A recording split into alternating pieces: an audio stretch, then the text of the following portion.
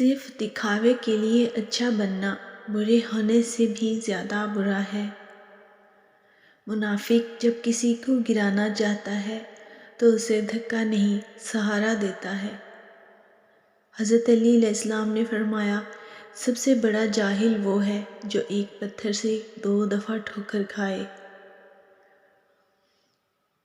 غلطی پر غلطی کرنا اس بات کو ثابت کرتا ہے کہ آپ کا خوف آپ پر حکمرانی کرتا ہے۔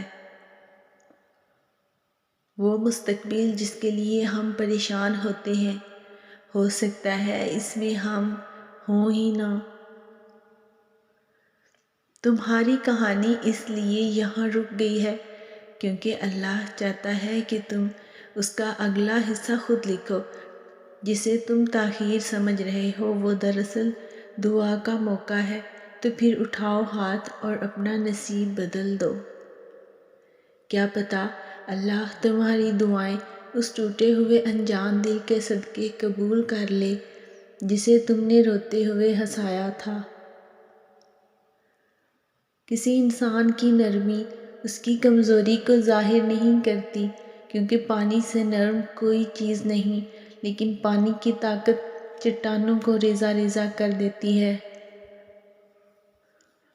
اللہ جب راضی ہونے لگتا ہے تو بندے کو خود اپنے عیبوں کا پتہ لگنا شروع ہو جاتا ہے، اور یہی اس کی رحمت کی پہلی نشانی ہے۔ پھر اس کو یقین ہوتا ہے کہ صرف اللہ کی محبت کے سوا ہر محبت نے فنا ہو جانا ہے۔